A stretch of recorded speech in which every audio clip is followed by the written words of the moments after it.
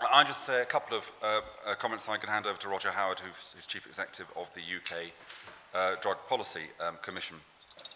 As Chief Executive of the RSA, I just want to say in 2 minutes that this work and the report that we're publishing today, which we're very proud of, I think reflects a whole number of different strands in our history. You can see sitting in this room that we're quite an old and established organisation. I think first of all, it reflects our commitment to invention, that as an organisation we're interested not just in identifying policy recommendations and telling government what to do, but to actually inventing new services, new ways of thinking ourselves. And the work that we've done with the incredible partners that we've had in this project, many people themselves who've had drug and alcohol issues in the past or even currently working with us, speaks to that kind of attitude of invention that has run through the RSA's history. Secondly, as an organisation today, we're fundamentally interested in human capability, understanding human capability, and understanding what are the kind of drivers that enable people to feel a sense of efficacy and resourcefulness in their lives. So this work goes to the heart of that because it demonstrates how people, even with kind of major challenges in their lives, that the best way to understand them is to understand the kinds of resources they've got and to understand what provides a platform for them to be able to feel a sense of power in their own lives. Thirdly, this work is a reflection more recently of our Drugs Commission, which was published 4 years ago, a major piece of work which really had two big headlines. One is that we should move to a harms-based way of thinking about dependency issues, and secondly, that we should think about much more personalised ways of providing services, and that of course is a key theme to today's report. And then finally, just a month ago, we published the final report of the RSA 2020 Public Service Commission, which was a look at the whole of public services and the kind of where they need to be over the next 10 years. And at the heart of that piece of work was a concept, and that concept was social productivity.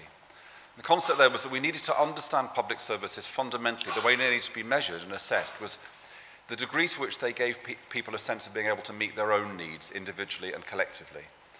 And I think that the ideas in the report absolutely speak to that idea of social productivity, that we need to understand public services as being only part of the network of support and influence which shapes people's life chances. And I think that if we're going to maintain social outcomes and improve social outcomes at a time of austerity, that kind of way of thinking about public services is absolutely vital. So it's brilliant to see that kind of concept we had now being applied in a really material form in this report. Anyway, you'll be delighted to know that's enough of me.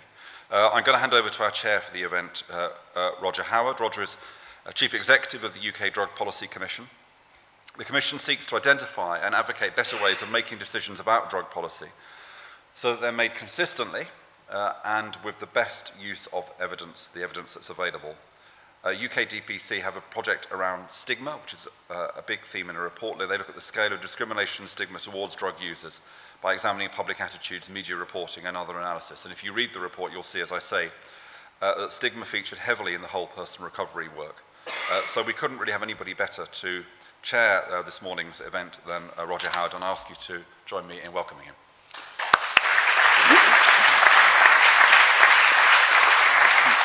Thanks. Thank you, Matthew. And just to say, just before you zip out, I mean, I think everyone would thank the RSA for its ongoing contribution in this area. I think we'd all agree for too long, drugs and drug problems have been a sort of ghetto.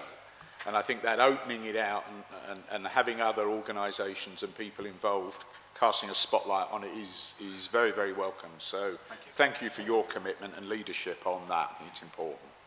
I'm just going to say a couple of words, I think, just by way of opening.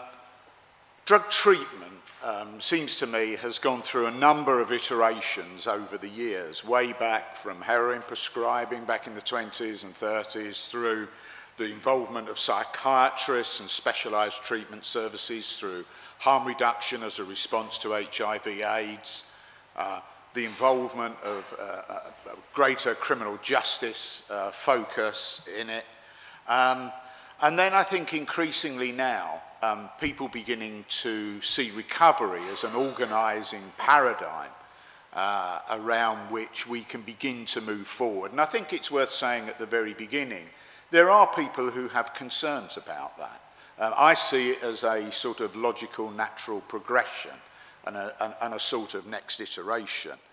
And of course, I think as well that one of the things that this ghettoisation, we need to look around us at the landscape of other policy areas. And if we think about recovery in mental health services, if we think around the self-empowerment movement around things like anti-racism, around gay rights and things like this, those are very, very important self-empowerment, which I think this work really begins to touch and liberate and bring out. So I think looking around us and seeing and contextualising this development in a wider context, I think is quite important. I've heard people in the mental health field say, you know, we're some years behind developments that are happening elsewhere. So I don't think we should be afraid of this. I think we need to examine it very, very carefully and make sure we don't throw babies out with bathwater. So I think, you know, very, very much welcome this, this work and this report. So really want to invite Steve, first off, Steve Broom, who's the RSA Director of Research, who's been, I think, personally very much involved in this. Big portfolio at the RSA, but very, very much involved in this, particularly personally. So Steve, would you like to talk about the report?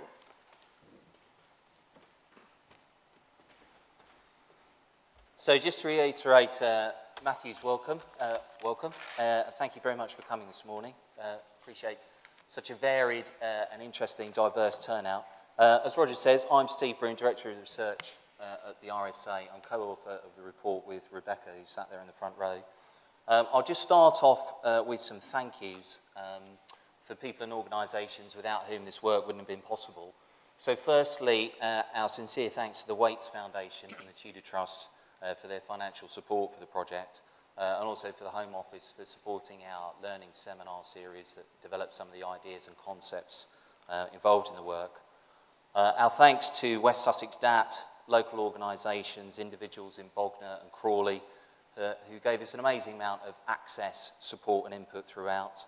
Our thanks to various fellows and friends of the RSA who helped with our systems approach, making the user-centred case, doing the field work.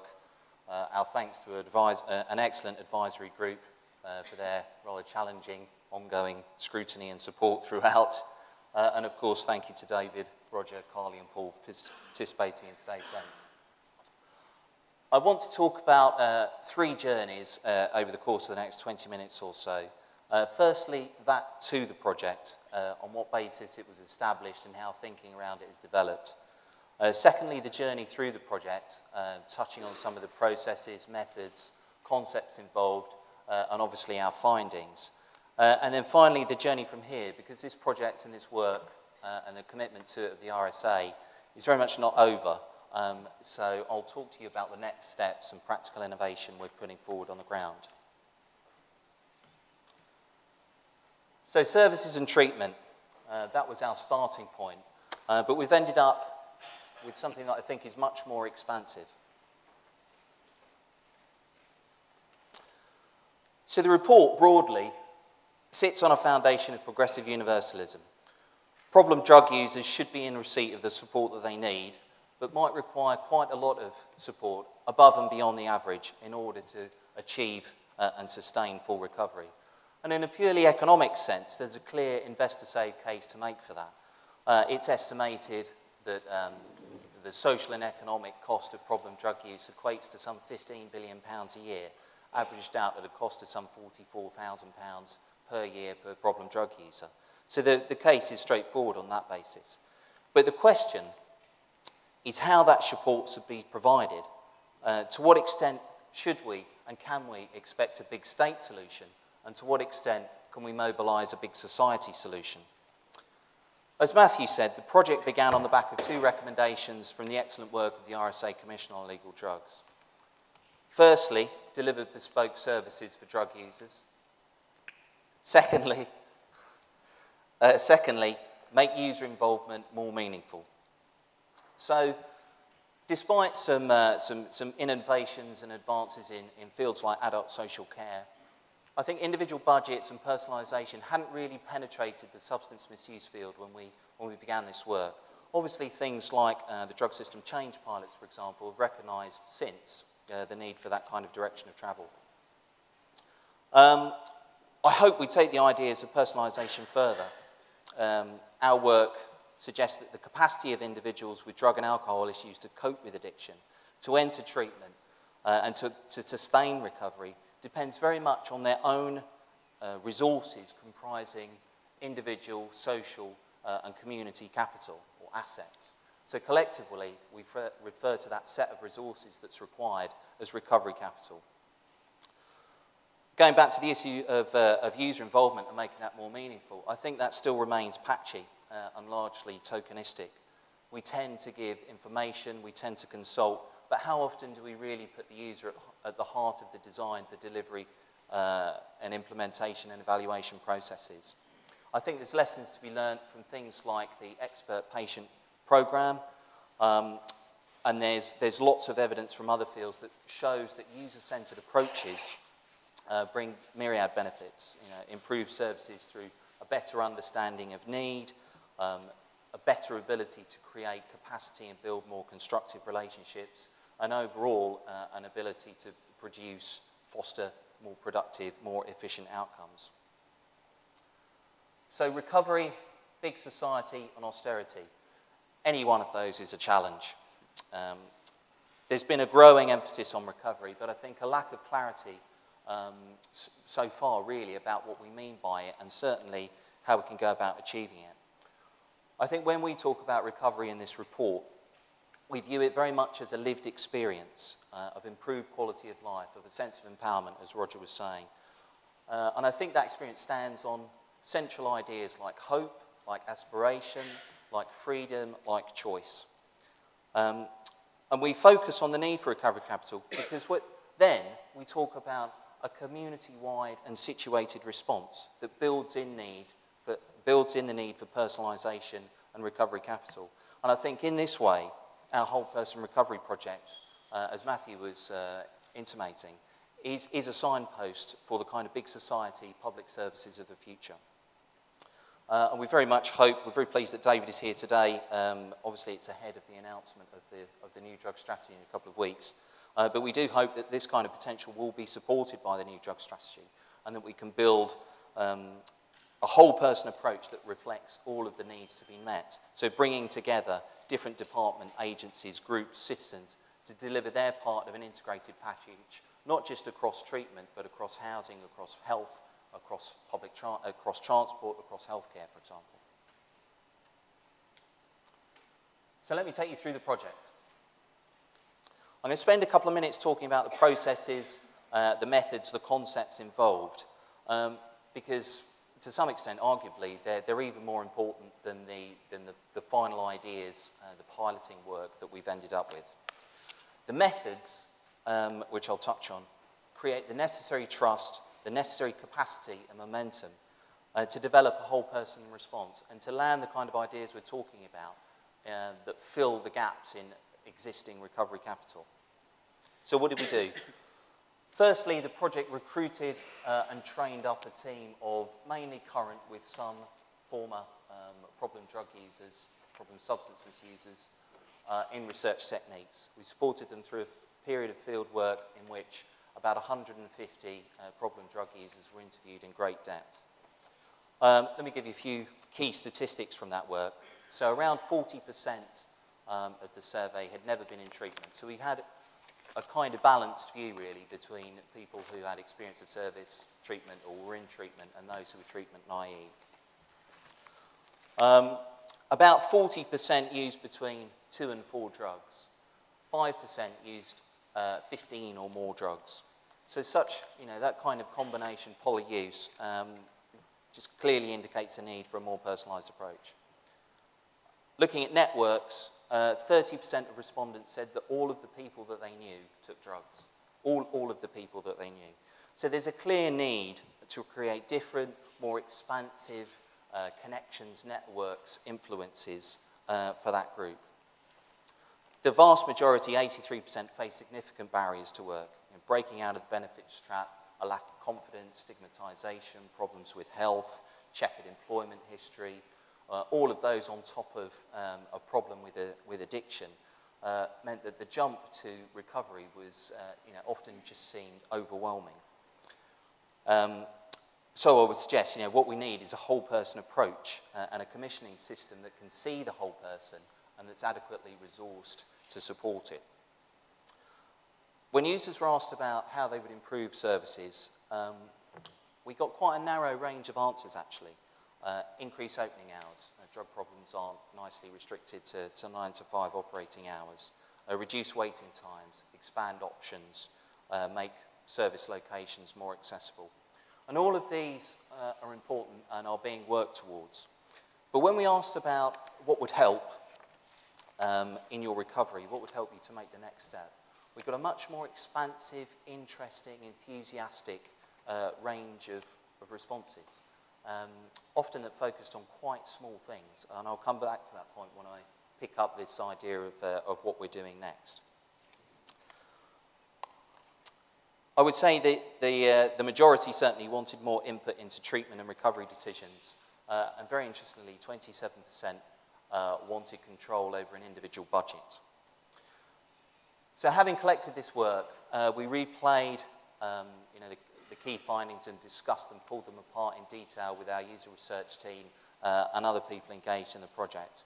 And we began to pull out key themes that emerged from the discussion based on stories that people were telling, prompted by the research, and worked out how these emerging themes connected, reinforced, helped or hindered each other. And this was a really important phase in the work. And it's the basis for the systems maps that I'll come on to later. And in this way, I think what we've done is move the idea of recovery on from a rather abstract definition of discrete components of social, personal, community capital to a system that understands how the different components of recovery capital work for and against each other. So this is, systems maps are very good actually at visualizing and holding complexity. So do bear with me. This is the top line, if you like, of our first systems map. And what it shows is that there are 3 components described by the user experience. The hold, or the addiction, the struggle, in which people might move from addiction to recovery, and the recovery. And throughout, we've used terms that were used by those participating in the research. And as a heads up, it's important to kind of resist your natural inclination to view this as 3 discrete components in a linear journey. What users told us was that this is a dynamic system in which all of the various parts of these sets of the system act on an individual, often at the same time. So you can be in recovery, but you can feel the draw of the hold, you can feel the draw of addiction, you can feel the struggle to sustain recovery simultaneously. All things are in action, in play, all of the time, to a greater or lesser degree, depending on when people are in their journey. So let me just talk you through some of the headlines from this systems approach, because it's important to understand in a whole person perspective. So in the hold, this top left green diagram, we've got a problem symptom, the escape, we called it, the reason users gave for their substance misuse. And it's addressed either by using what we called a symptomatic solution, so the fix at the bottom of that green diagram, which was obviously the drug of choice, or by applying a more fundamental solution, which is the desire to get clean. And what we found often was that the stronger the need to escape, the stronger the need for the fix, the stronger the relief provided by the buzz, and overall the weaker the desire to get clean. In the struggle, we've got this decision to recover as a pivotal point, and it really oscillates around a tendency to relapse and a tendency to recover. Experience of treatment, interestingly, of family and friends, interestingly, can act to strengthen or weaken that decision to recovery, depending on the experience. On the right-hand side, there's a circle labelled no light. And this was the ultimate downer, if you like. It was often described as the critical point at which a user made the step towards deciding to recover. In the top right, we've got the recovery system, and it's based around this kind of positive reinforcing loop, I suppose, in which routines are broken, informal and formal recovery support, including treatment, is accessed, plans are made to sustain recovery, and critically, individuals begin to see a new alternative future. Obviously, the process can be slowed by what we call the baggage, feelings that emerge as the journey into recovery starts and is sustained. At a higher level, mirroring the title of the report, we've got our whole person recovery system. And I think, going back to my earlier remarks, to date there is limited knowledge about what enables recovery, and I think even less knowledge about how to commission properly and organise for it. So the inner dark circles here describe the set of activities in which the recovering individual needs to participate in on a personal level in order to spark and sustain recovery. So they're things like acquiring and using recovery capital, They're things like participating in civic life, very importantly. But for recovery to be successful, as Matthew was intimating, individuals require recovery capital support beyond the personal level, at the social and community level. And that's the focus of the light grey circles. So what does this mean? We think that it means at a system level, i.e. DATs, Drug and Alcohol Action Teams, supported by broader alliance, should aim to foster the kind of recovery capital for people on recovery journeys that is suggested by these circles. So what does that include? It includes developing a range of dynamic recovery support groups, local champions of recovery, and supporting the provision of ongoing care and support in the post-treatment phase. And I think where this really adds value and turns things on its head is that we think this system enables the user to be placed at the centre of commissioning for recovery. The individual is the organising component and drives the personalisation and commissioning of services. And I think if ideas that were touched on earlier, like outcome-based commissioning and payment by results, are going to be realisable in practice, it's going to take models like this to organise it. So, the consequences, our journey from here, what are we doing next? So this is the same diagram as the previous slide, overlaid with the ideas that we're putting into practice. The first, obviously, is to start to adopt this model as the commissioning model at the local level, at West Sussex level. And I'll give you a flavour, I haven't got much time, but I'll give you a flavour of some of the ideas that we're going to put into practice.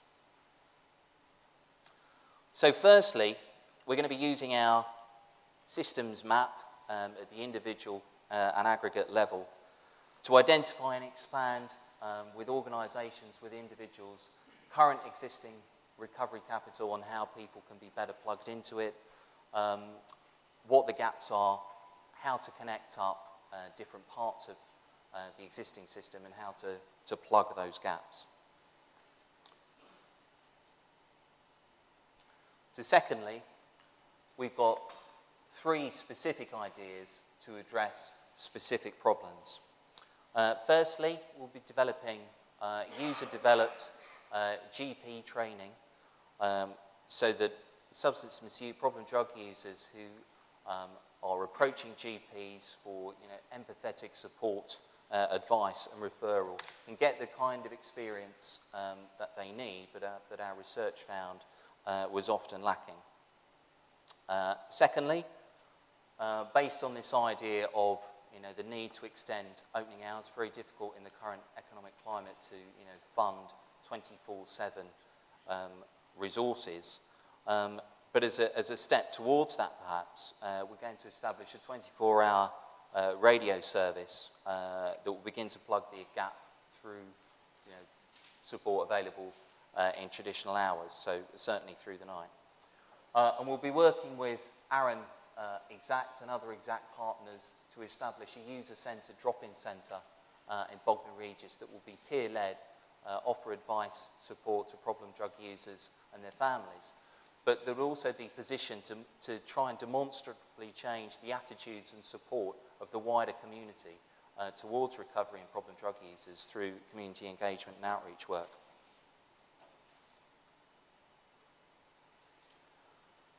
So third set of ideas, I mentioned that when we asked problem drug users what would help, we got quite inventive, expansive range of ideas, but they were mostly small scale.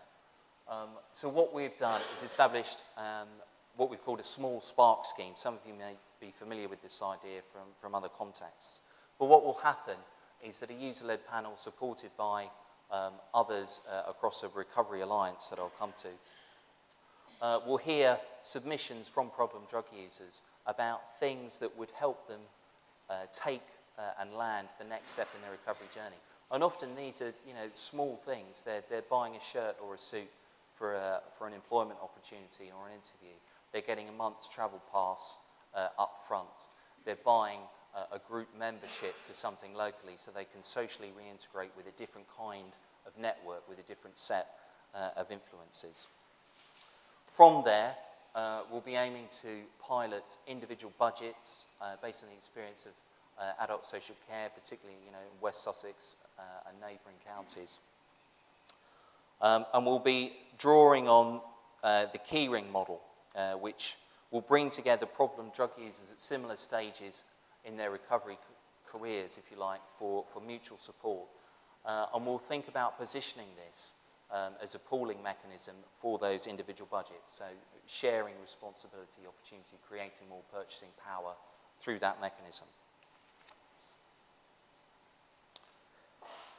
So fourthly, we'll be establishing, we hope, broad recovery communities to support individuals in the way that I've described.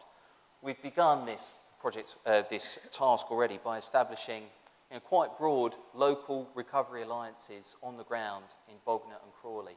And we're very pleased that some 30 to 40 individuals or organisations have pledged to take part in these alliances, to reorientate their organisations, their behaviours, their attitudes, individually and socially, to supporting recovery. So you can see, from this set of ideas that perhaps the biggest set of gaps is in the post-treatment phase of supporting recovery. Not a new finding there. But what I think this does demonstrate is that quite a small set of light touch ideas can make a substantial difference. So I'll quickly give you some reflections.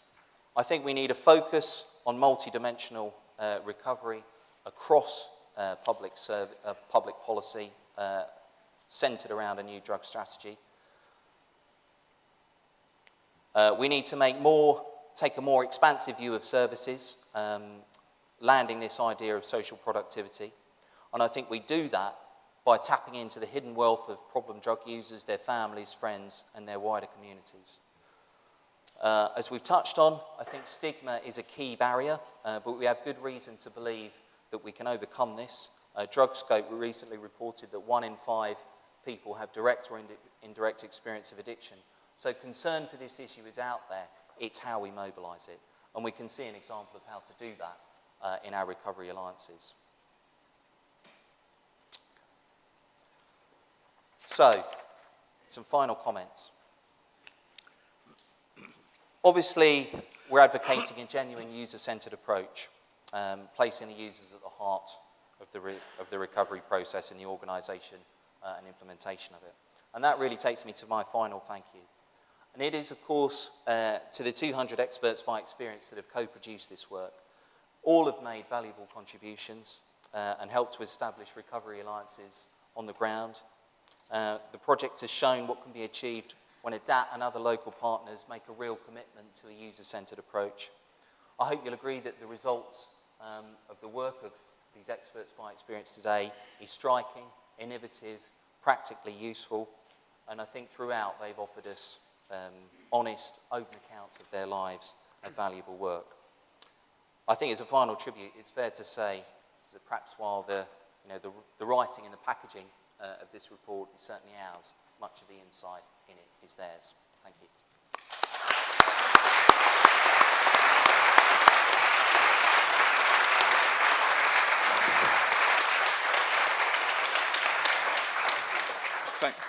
Thanks very much, Steve. And we will be having a panel discussion, as you see from the programme, so I'll introduce the other people as they come along in sequence. But it just struck me, I think what you were saying there, you know, I mean, and I'm sure David Burrows, I'll come on in a minute to David, will offer a critique of what's gone before. But at one level, I think we should be very proud and think about what has been achieved in drug treatment over many years, over the last 20 years, you know, as there's been an explosion of problems, you know, a lot more people getting help and things like this. But again, we can't be complacent about where we are ever. And I was quite interested in reflecting how, you know, the nascent recovery movement, the self-help movement, you know, is becoming more visible now. And again, the lessons from other fields, you know, this takes time to develop. And I'm struck, we do a lot of work with Scotland, with the Scottish Drug Recovery Consortium. You know, how some of the lessons there, how, again, Scotland has had very, very strong recovery groups up there for mental health. So I think this is, you know, really building on some very, very solid achievements that have been built up and stretching the system. So let me, and I'm talking about stretching the system then, let me introduce David Burrows, MP, as David goes up there. David is MP for Enfield and has had a long interest in this area because he served on one of Ian Duncan Smith's Centre for Social Justice specialist groups that looks at addictions, that produced two quite important reports, one on Break Down Britain and addictions, and then which then led on to Break Through Britain addictions, how they saw the future. And now David is PPS to Oliver Letwin, and obviously closely involved in some of the development. So welcome, David, and to share your reflections. Thank you very much, Roger. Thank you very much for inviting me to speak today.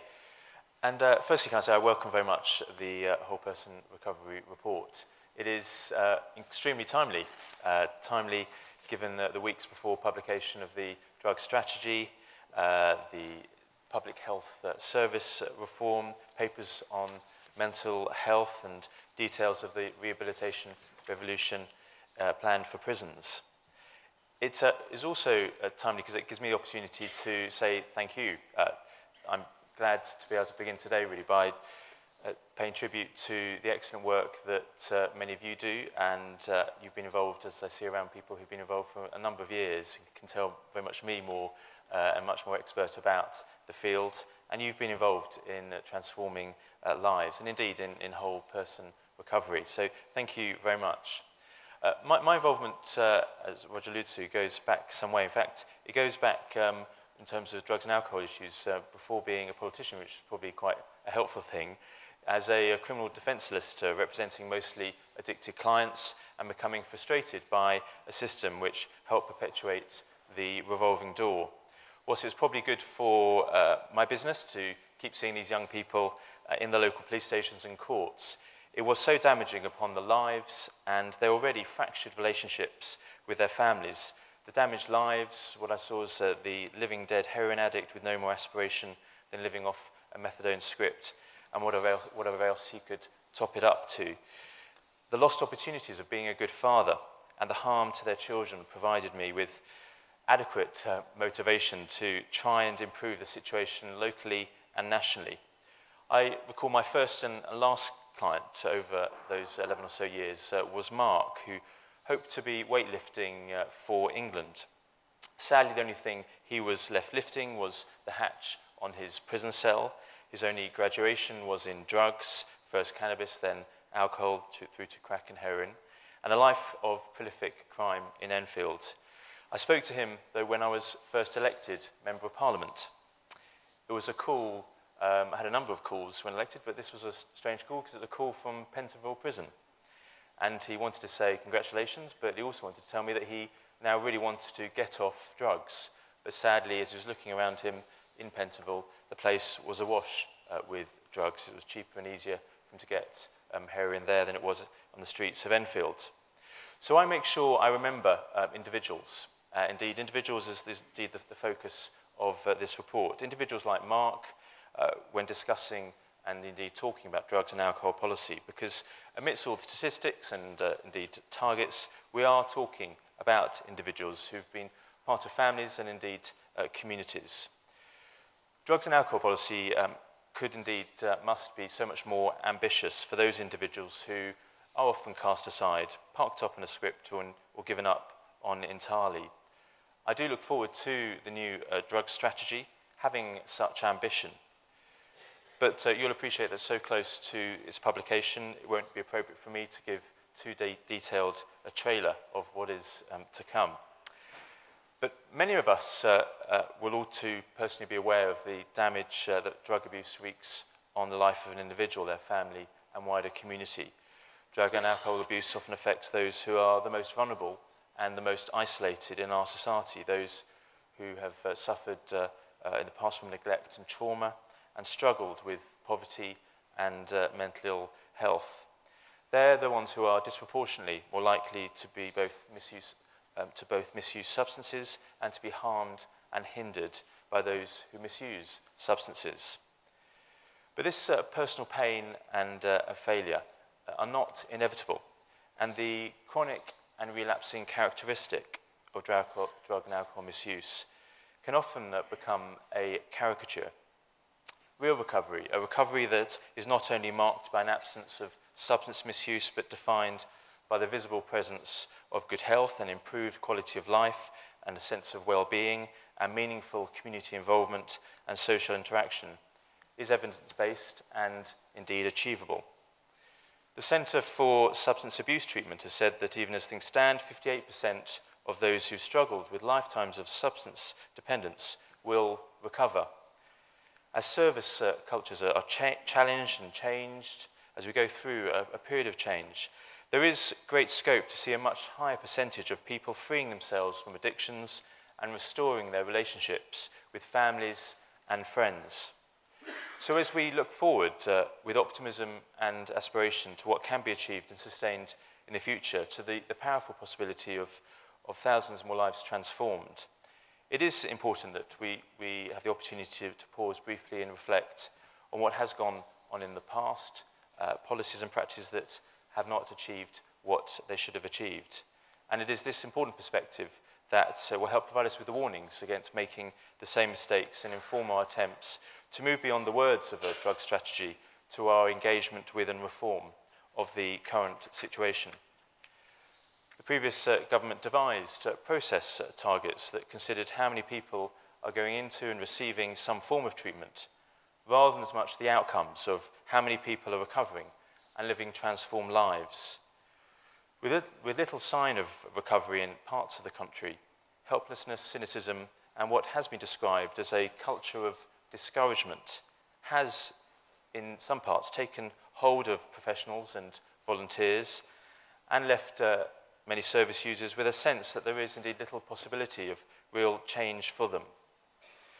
Another consequence of the centrally imposed target culture in the past has been a lack of real and local accountability, breeding a culture of detachment and distance between a local community and, crucially, service users, trying to tackle their independence, and indeed service providers trying to support them. Over the period, indeed, of successive governments, mentions been made of the last 20 years, I believe our structures have been too rigid and our organisations too territorial.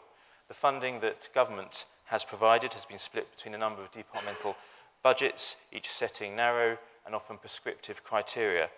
The result has been too many assessment and referral processes, but too few outcomes. People finishing rehab and being sent back to unstable temporary accommodation or drug-ridden homeless shelters. People with a small CV, but a large CRB, left to find a job without any help. It's led to disruption in treatment and support when individuals move between the justice system and the community. And the financial legacy, which which is particularly a relevant issue in the times we live in, is 18% of benefit claimants whose alcohol or drug problems making it very hard for them to find work, costing the nation close to £1.6 billion a year. And that's money we simply don't have. And the social legacy is thousands of people trapped in addiction and thousands more family members struggling alongside them. It is communities that can be broken by distrust and stigma, although steps, I do take the point, have been made, but still it is the case that poverty, stricken relationships, and indeed a diminished society are characteristic. The big state, I do believe, has been found wanting in this regard, and it is time for us to build better our local areas, a stronger community, integrating our resources, the passions and care that I know are very much here in this room for the whole person, to build that big society. As the report makes clear, drug and alcohol dependence does not exist in a vacuum. It can't be divorced from other circumstances of a person's life. Likewise, recovery is not simply a matter of just getting people free from injecting heroin or smoking crack, but about the quality of life and relationships a person has, and about an active community engagement. As David Best, amongst others, has put it well, recovery is a process rather than an end state, with the goal being an ongoing quest for a better life. Recovery is not recovery unless it deals with the whole person. Their hopes, fears, strengths, weaknesses, ambitions, self-esteem, and attitude to others. We need a renewed focus upon growing each other's recovery capital, as has been said, which is crucial to beginning and then sustaining a recovery over months and indeed years. So the report is very much welcome in the depth, both in terms of analysis and in application.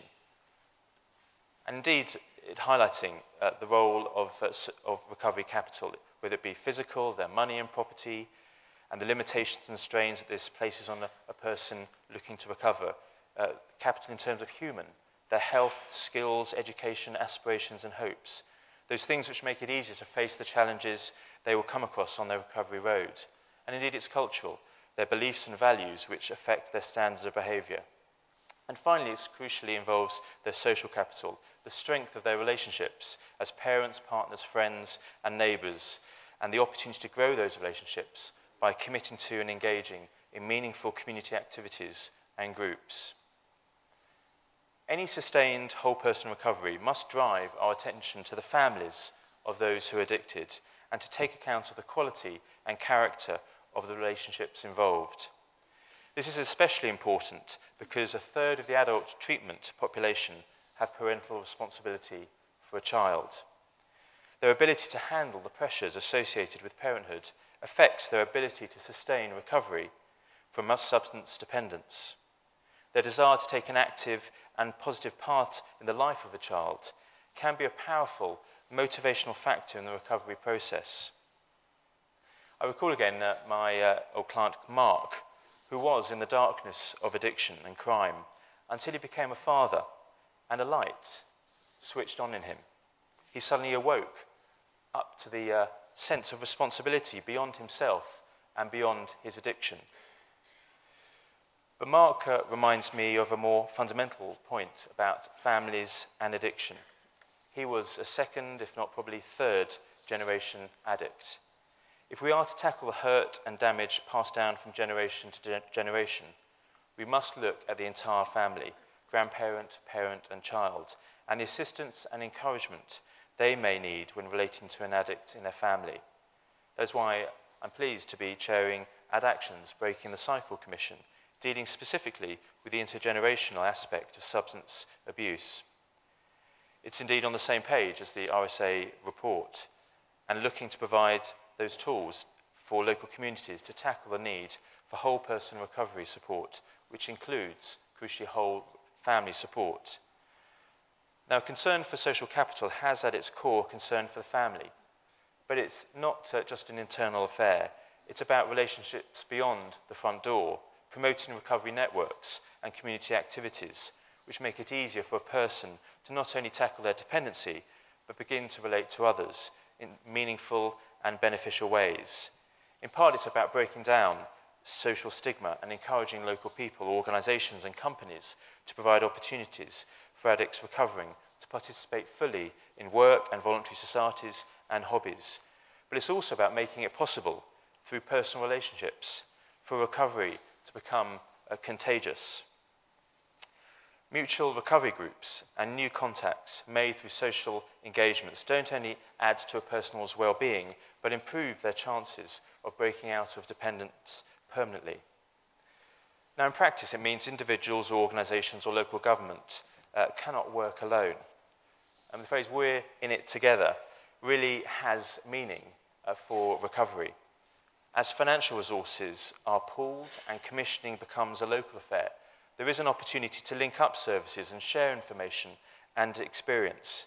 There's also the opportunity to consider not only the recovery capital of each person in treatment, but the collective recovery capital of the entire community. The people who'd be willing to contribute their time, the companies that would be willing to contribute some of their profit, the faith groups and others who can take into account people's spiritual well-being, and the justice system to be paid by results for rehabilitation beyond the prison gate and into the community. So I very much look forward to a treatment system which will complement and drive recovery capital. I'm particularly looking forward to the piloting and eventual rollout of a system which I've had a hand in planning, which pays by results of key recovery outcomes, improving individuals' health and well-being, which no doubt will be about strengthening those family relationships, helping provide that stable and suitable housing.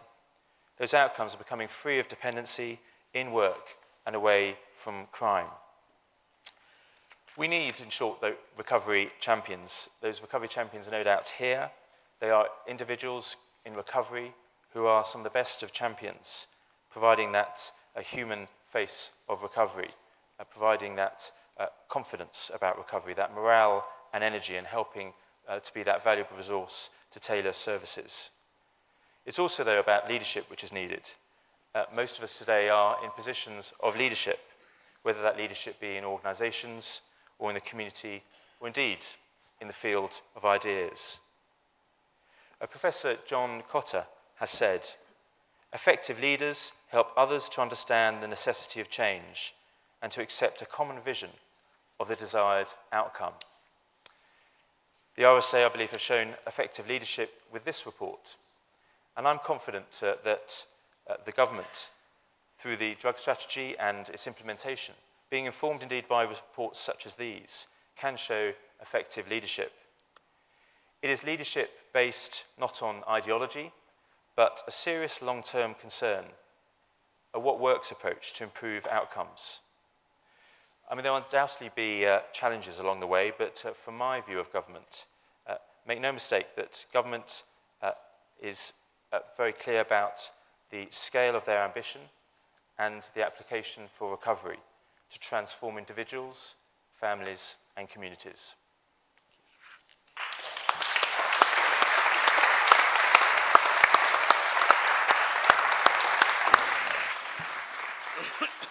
Thank you, David. And I'm sure everyone shares the optimism and recognises many of the challenges that we face there. What I want to do now is to just have a panel discussion and then open that up, I think, to questions and answers. I think I'm doing right, Rebecca? Yes, I think I'm doing right. But I want to bring in here two people very, very closely involved in this. Carly O'Hara, who is the chair of a user project for people affected by drugs and alcohol in West Sussex, who's been closely involved in the RSA initiative.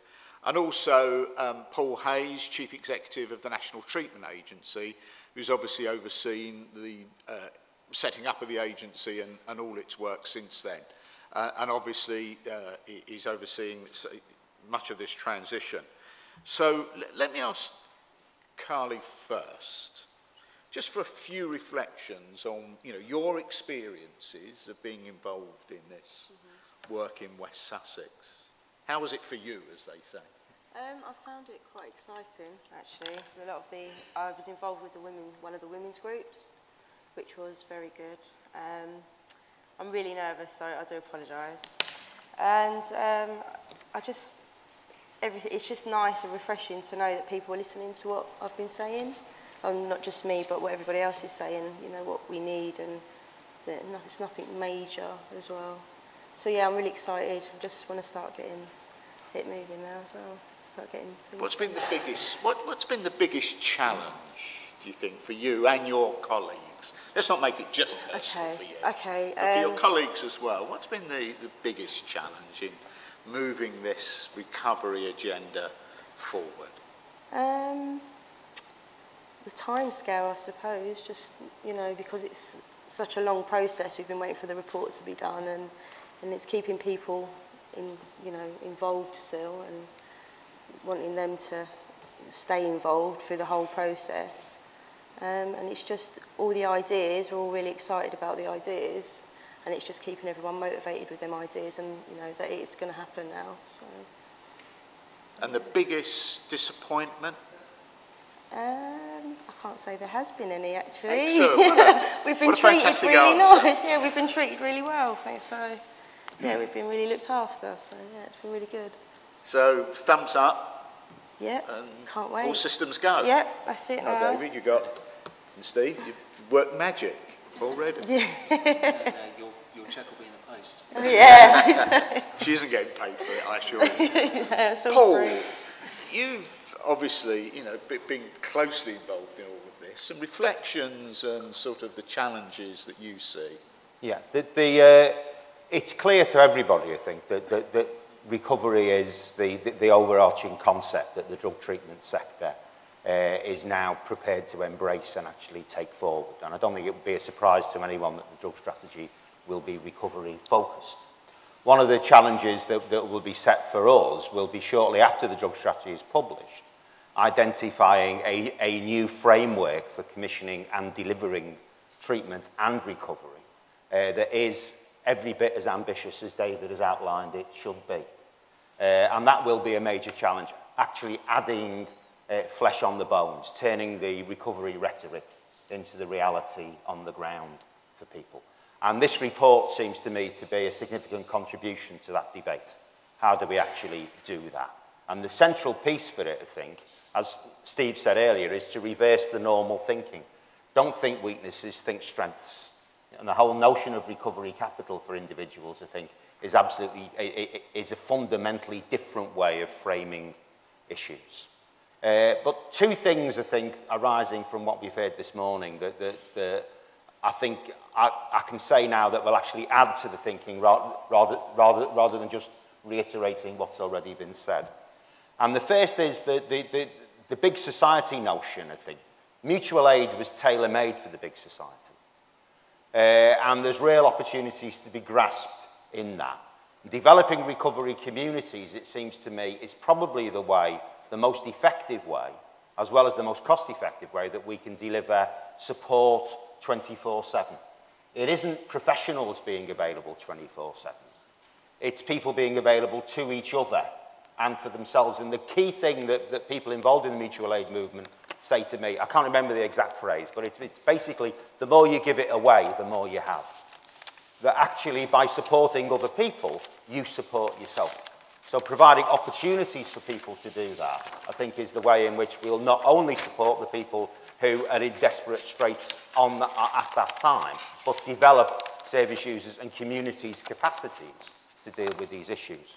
And linking to that, I think, the localism agenda has got many opportunities in it, in particularly integrating issues, enabling people to join things up at the local level and get much more effective services and much more cost-effective services. However, there is a concern that stigma has been referred to. There is a concern that in straitened times, people with drug and alcohol misuse problems are not very high on the list of priorities for many voters. And there will be many areas where there is actually an inclination to disinvest from this issue. The more we can develop recovery communities, the more we can capitalise on the very significant numbers of people who've got personal association with people with drug and alcohol problems, the more we can demonstrate that people with drug and alcohol problems can recover, the more we can demonstrate that they're actually increasingly taking responsibility for their own lives and supporting each other, the easier it will be to counter the stigma and win the political argument that this is good, sound investment for communities, and it's actually not in anyone's interest to roll back on it. Let me open and ask everyone. I mean, one of the challenges, I think, seems to me, is at one level, people, and you talked, David, about I think recovery in the process, various things. And I think one of the things is, where is how do we marry and balance the role of the professional, evidence, and the user? This is a negotiated set of relationships, isn't it? And, you know, in this area, it's very, very challenging. There are very, very different views. The evidence is contested about what works in recovery, what works in drug treatment. There is a very large body of evidence for certain treatments, less so for others. How do you see the role of evidence? How do you see the role of the professional? You know, and I'd be interested, you know, coming back to Carly a minute, how you see the professional in that. So David first. Yeah, I mean, I'm drawing on from what Paul said. I think it's crucial that we help build and support the recovery communities. They are going to help foster and provide the building blocks and the reference point to recovery. And it's important also for us to recognise areas where it isn't as strong as other areas, and we are very clear and provide almost an audit of what is the real recovery capital out there, because that's crucial. But it isn't the case also that government will stand aside and it's just the big society of government who are just there and crack on with it. Government plays a crucial role, and in the strategy it's seen that the priority given to ensuring that outcomes are delivered. And so government will play a key role in ensuring there is that overall framework of outcomes and tariffs, and that will be based around what works, and government has a crucial role in terms of ensuring expertise, evidence around that is properly worked through. But it's also crucial, and this is where the domain is. The domain isn't in Whitehall, it is in the local area, it is through co-designing the future projects in relation to payment by results, and that is very important. That gets back to involving service users and others, and so we can't just see it's not one against the other, it is working mutually together, and so we are all in it together in that sense, and it's only going to be through properly using, you know, tools like the report to make sure that communities are properly equipped to both deliver recovery-based treatment, but also that decision makers are also equipped to make those decisions in those challenging times that Paul tells us about, that we recognise that it isn't marginalised, that in the community the stigmas are tackled all the way through, but also those decision makers on those health and wellbeing boards, as they come to decide on the needs for their area, they're recognising the massive needs that go beyond the substance and into the whole family and community that need to be tackled. I mean, before Steve, I mean, can I ask Carly, I mean, your engagement with the professionals and their support for you in that process in here, how have your perceptions about how they've had to adapt and responded to your growing voice and competence, if I can put it that way?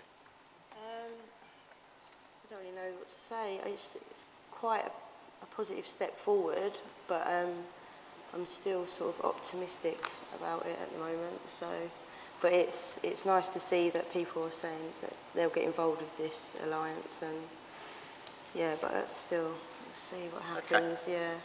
Steve. Well, I think Carly's doing herself a disservice, because one of the ideas that I mentioned before, this user-led training for GP services, was Carly and colleagues' idea, and she's been instrumental in shaping up that proposal. But I think, yeah, you're right. This you know, contested, negotiated space between professional, user, and evidence is really difficult, and it's a challenge right across the personalisation spectrum.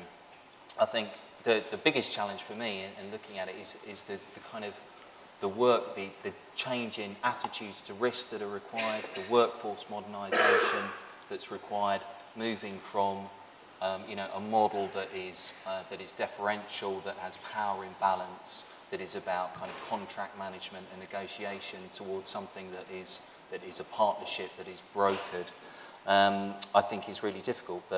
And I think payment by results adds another kind of layer of complexity, because all of a sudden what you're asking for is not only, you know, that shared collaborative decision-making process, but that the payment to the provider is then much more dependent on the decisions of the user. So I think, you know, that's going to make it a much more contested space again. But I think, you know, some of the conversations that we had, and just having, you know, bringing people around the table, having, it sounds very straightforward, open, you know, dialogue, creating a shared understanding between professionals by, you know, by experience and professionals by, you know, by trade, by practice, does start to overcome, you know, some of the power imbalances, mismatched expectations, and that does carry through into how, you know, services are organised and how recovery support is organised. Paul, do you want to have any thoughts about? I don't think it's about evidence and not evidence. I think we're moving beyond the current evidence. I think one of the critiques of the last 10 years that's entirely valid is there hasn't been enough investment in developing new evidence. In many ways, we've squeezed as much as we can out of the evidence base. What you actually then do to move people on, we know, for example, you know, the classic thing, someone with a heroin problem, if we can get them into treatment, we can get them stabilised on a methadone strip, we know that will make them less likely to die, less likely to contract or spread blood-borne viruses, less likely to commit offences, stabilises their life and gives them an opportunity to move on. That is what the evidence tells us. What we don't know is how best to move them on. That's what we've not been very good at. And there is not the idea that somehow the doctors understand that and the voluntary sector or service users don't. That's what we all need to learn. And that's why this is difficult, and that's why this report is helpful, because it's identifying for us some of the strands of new learning and new thinking that we have to do to move on. Some things we do know, though. As David said earlier, we know that 58% of people will get better. Now, that's US evidence based on a treatment system, a recovery system that is nowhere near as well developed as ours. So 58% seems to me to be the minimum we should be striving for here. We also know that you're much more likely to recover if you've got a job and a house. We don't need to do research on that. We know that. We've not been very good at getting people jobs and houses and enabling them to keep them. And we need to get better at that. And despite the more challenging times we'll be facing over the next few years. So it's about learning collectively as we go to actually do the hard stuff. A number of you will have heard me say a number of times, the problem with methadone isn't that it doesn't work, it's that it works too well. It does the easy bits very easily with very little effort demanded from professionals. And what we've done too often is what should have been the first step on the road to recovery became the only thing that happened. So what we need to do is collectively work out how we do the hard half as well as the easy half. Let me then open up the debate. I think we've got mics, I think, and if you could do the time-honoured tradition and just mention who you are first. Can I just have an indication initially how many people would like to raise a question? There's quite a few. I'll tell you what I'm going to do. We've got about 20 minutes. I'm going to take 2 questions at a time. And if you could make them short and pithy, and ideally questions rather than statements, that'd be helpful. So you had your hand up first, right in the middle there. If you go first, let's have that question first. And then I think there was somebody back along the aisle that had their hand up. We'll take that one as well. John Patience, Brighton and Hove. Really welcome the whole system report and the emphasis of it. If there's not been much evidence based around treatment, there's certainly not, or much investment in research and treatment, there's certainly been hardly any in communities and families. Very little indeed. So It was just to say that it's really good to hear the emphasis on communities and families in this whole system approach. But frankly, if it's not going to be mentioned centrally in the new strategy and things like that, then I think some of the tough choices that local authorities are already making is going to be a challenge to support those communities and family aspects of it. Okay, let me take a second question. Just back along. Anthony Masouras, Addiction Recovery Foundation. The question for Carly, really. But firstly, congratulations to the RSA and all of you for the work that's been done here.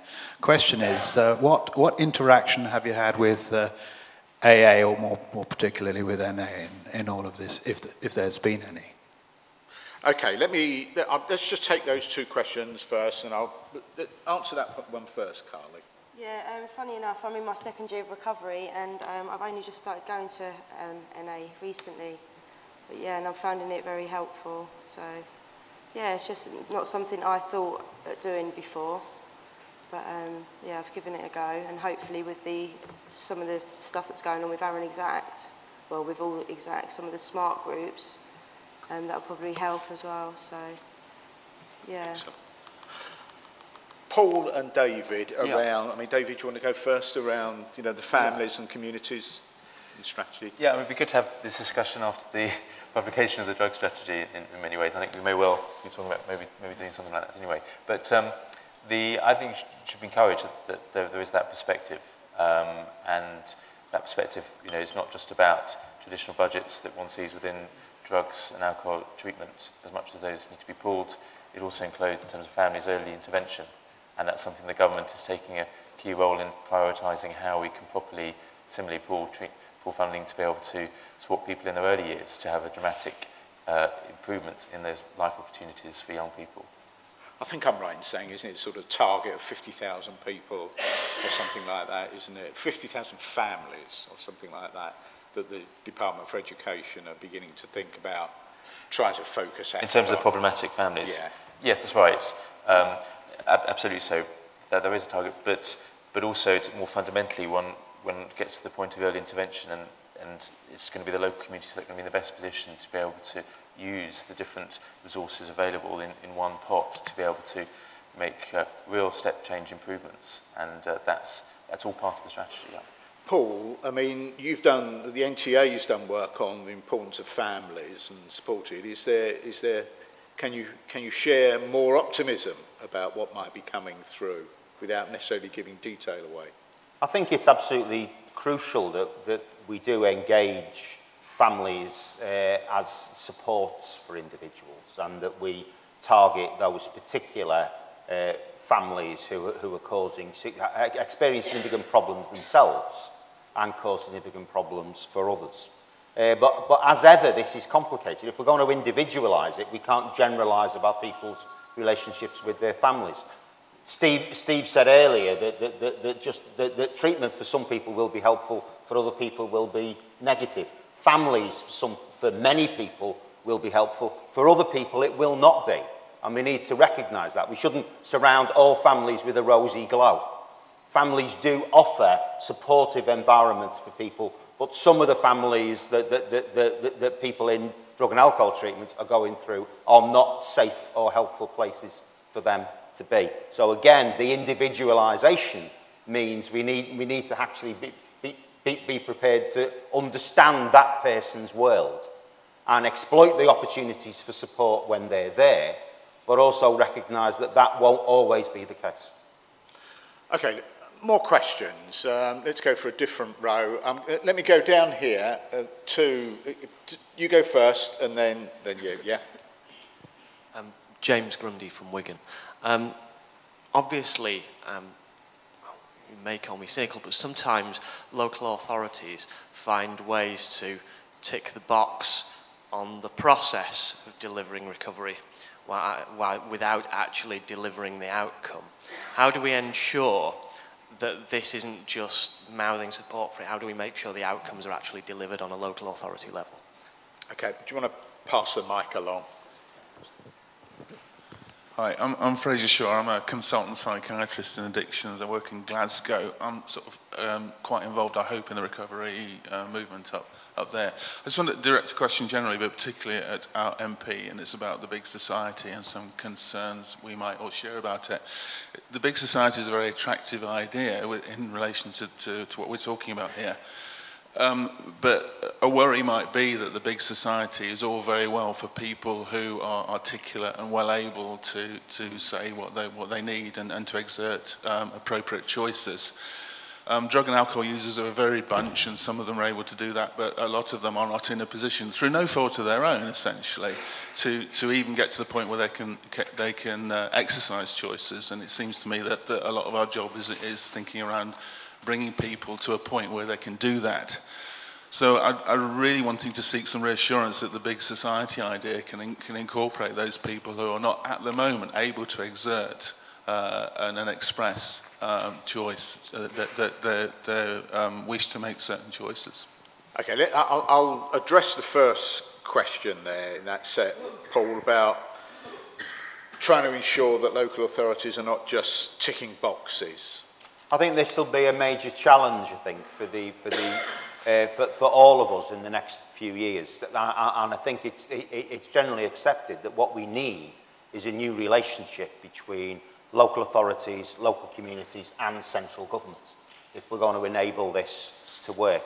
But the focus of it will be on transparency of information and outcomes, and local authorities being accountable to their local populations, so that people will know what's happening. So it won't just be a matter of ticking the box. People will actually be aware of how Wigan is performing compared to Bolton or compared to Holton, or how any of them are performing compared to Essex. The other strand of this, I think, is that although the local authorities will be absolutely fundamental, I think we've already talked about recovery communities, and I think there's a strong sense in which a number of things that the government will be doing will actually reach beyond local authorities to communities more directly.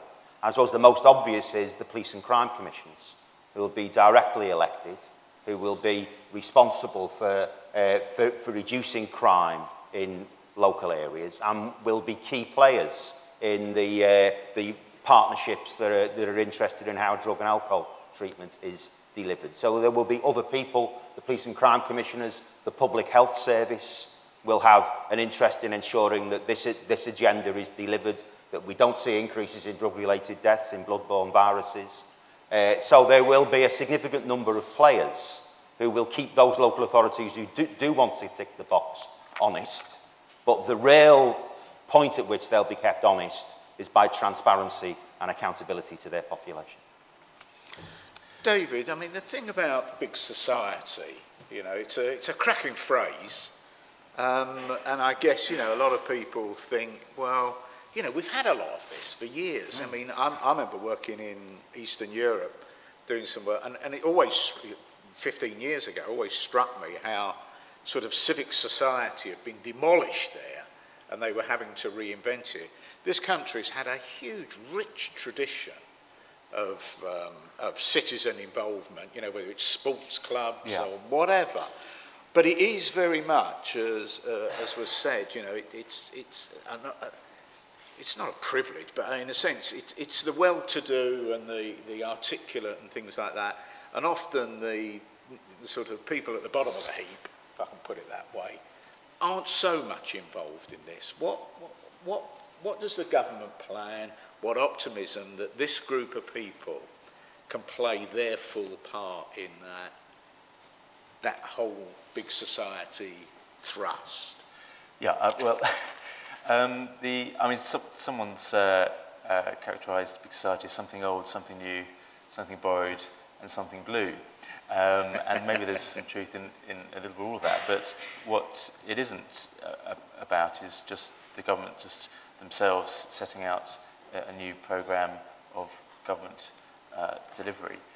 What it is about is, as it actually reeks through this report actually, and those are people who are often most marginalised, who aren't the caricature of the middle class going about their hobbies and their charity, is about people involved in transformational change in their lives.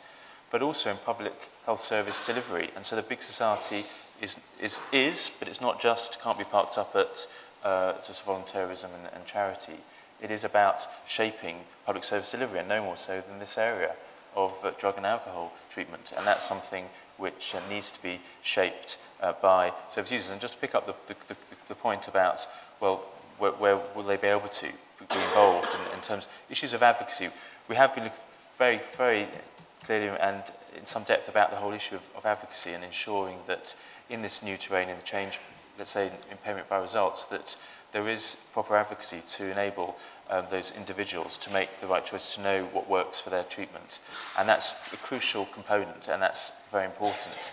It is why we need to help ensure those building blocks of recovery capital are there, that we ensure that happens. There may be those people, and very much welcome the bravery of coming on the panel to be able to yourself champion recovery and be an advocate. There are those people like yourselves around, and we need to help them be that human face. But we also need to support that, whether it's the professionals or often those who are in recovery who themselves can help others mutually to provide advocacy. But no, it's not lost. It's, in fact, very, very helpfully so in terms of what will be an example of big society, I believe, which is this drug and alcohol treatment reform. It will be an important part of it will be to ensure that it's those people who you talk about are the advocates themselves of a big society approach. Could I extend that, David? I mean, the advocacy is a very important point, and other movements have had this, you know, in mental health and things like that. And one of the things that the UK Drug Policy Commission, in our work on stigma, you know, you look elsewhere, and you and I have had a conversation about this elsewhere, that if we look in America, for example, where recovery marches, you have Arnold Schwarzenegger, governor of California, out there in the front. You've had the drug czar, Gil Kurlikowski, out there at the front of a march. You've had, and you talked earlier about leadership. Could we look forward, do you think, to political leaders here joining recovery marches to begin to tackle stigma, begin to advocate for recovery and inclusivity in this? Could you give us some hope, do you think? Yes, I'm not sure who our equivalent of Arnold Schwarzenegger is. I'm not sure. David Beckham, I don't know. But I'd hope so. I'd expect that we should be ambitious, not just in our communities, but in terms of leadership. And part of that leadership, we know, don't involve politicians. Would be that the Prime Minister or others. I'd happily send an invitation to him to such a march. But somebody make a note of that. That's right. That's right. But it is about that, and also, and I think very importantly, as we move forward, is about local champions. Whether it's local marches in my patch in Enfield, we set up this so-called Good Samaritan network, which will have an award ceremony in the spring, which will be giving out awards to recovery champions at all different levels. And that can also happen in private as well. And it's about doing that as well, which will be involving employers as well as individuals, communities and strategic champions. But we need to do that, and I think that needs to happen now rather than wait till we go down the line. Okay, let's, other questions. We've got one down here.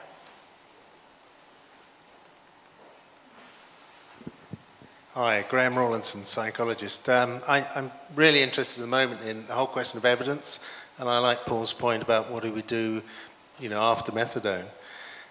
It seems to me that the great thing about this is user-centered, but there's 3 stages to user-centered. The first stage is, can we improve how we see the user? Yep. So that's the photos in here, where we're looking at users in a better way. Second stage is the kind of feedback, which is what are they saying about what we're doing? Maybe some of the services are going in that direction. The third stage is captured, I think, beautifully, absolutely beautifully, in this photo here. Yeah, the one there where it says, the rest of my life. Yeah? It's the real success of user-centered is when we're looking at what the user sees as the rest of their life. That's user-centered. That's the evidence we should be looking for. Are the users seeing their life beyond recovery? Yeah, thank you. I'm gonna get Carly to feed back on that. I don't really know what to say. I'm just quite shocked that you picked that photo out, actually. I'm just looking at Glenn up there.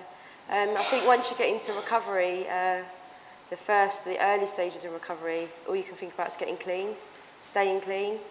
And what I've found now is, what am I going to do with the rest of my life? And it's sort of like, I feel like I'm reliving my life again. It's sort of gone back about 10 years. And it's now, what do I do? So, but with everything that's going on, there's enough around me to know what I want to do now. But there is, you know, there is always going to be that once you get through them early stages and getting clean and staying in recovery, and it's having the resources around you to look at the rest of your life and see what you want to do with it, and be able to pull on the resources around you to do that. And Carly, have you found that mutual support, you know, the engagement with others, just builds your resilience? Yeah, definitely, especially working with everyone that I'm working with. We're all in recovery, early stages. They're all down the front line. Yeah, and there's a few up the top there. And a few up the top. Welcome. Yeah, and I think we've sort of built quite a good support network as well. I've just started going to NA. I wouldn't have known really about NA if it wasn't for meeting some of these people. So it's also, you know, you've got to keep yourself, look after yourself, but there's always the support, the peer support that we're getting is just amazing.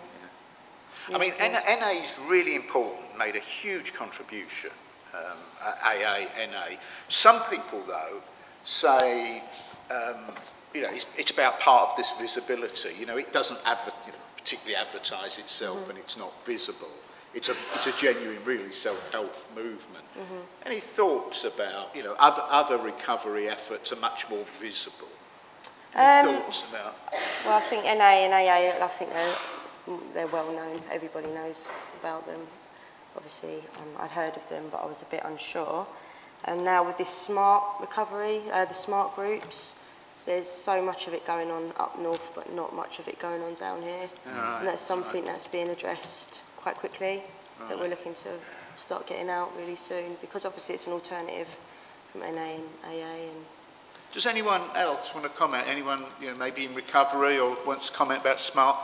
Please, yeah. Just wait for the mic. Hi there. Well, I'm involved with SMART in the sense I work for Addiction, and some of the ideas in SMART, they're not new. They've been around for a long time. Cost-benefit analysis, you know, all the there's about 4 of them. The STOP thing that you do, they have been around for a long time. The differences with SMART, which stands for Self-Management and Recovery Training, is that it actually encourages people to use these tools every day. Yeah. And Addiction in sort of West Sussex is very aware that when people are leaving services, that there needs to be good after care. And we're doing a sort of small bit of work. We're teaching people a few of the tools so that when it goes out into the community, they'll be able to be kind of ahead of the game on it. And we're having we've had a few, we're going to maybe do about 12 sessions. And, you know, it's only been going 2 weeks, and we're getting sort of first week 5 people, and we're up to 12 people. And it's really taking off because people like the idea that it's self-management, and it's not that they're powerless, and it's not that it's a disease. They're actually taking steps to get control within their life and choices. Steve, do you want to come back on that? Yeah, I just wanted to pick up something that Carly said that was implied in what she said, but it was really interesting and connected to something David mentioned earlier. Carly mentioned that she got into NA through a recommendation, through talking about it with another person who was already in recovery. And there's this idea that recovery and components and access to recovery capital is contagious. David mentioned that in his opening remarks. It links to work that we're doing around better understanding of social networks and how certain behaviours, attitudes are clustered and spread dynamically through social networks. And perhaps as a trailer for, I don't want to get too ahead of myself, but as a trailer for our next piece of work, we are going to be mapping user networks and how recovery capital is accessed and is spread on a kind of contagion model, and looking at where you're best able to target resources given the structure of a network, so you can get not only the big hit up front in terms of for your resources, but also the multiplier effects, the network effects as a consequence of what you've done. Okay, well, I'm very conscious we've run over for 2 or 3 minutes, and Rebecca's looking at me, casting eyes on you. So I'm going to bring it to a close. But just to mention, I mean, as David and Paul have mentioned, that the drug strategy is due, I think, in about the first week in December, some time like that. And Steve did a plug, so I'll feel a plug for the UK Drug Policy Commission. We've got our major review, a number of pieces of research about stigma, about public attitudes, huge survey around public attitudes towards drug dependency, people with drug dependency problems, and looking at media reporting, and also a huge amount around a big focus groups around the country and in Scotland and Wales around family and user perceptions about stigma. And I think if I can put it in a strap line, we're going to be saying to Paul and David and colleagues, if you want to be serious about recovery, you're going to have to get serious about stigma. And that's something that's going to have to be picked up, and we'll be putting that. But let's thank the RSA, and thanks for their ongoing interest and innovation in this area, which is, I think, always welcome. And if you join me, just particularly for Carly, Paul, David and Steve, thank you very much.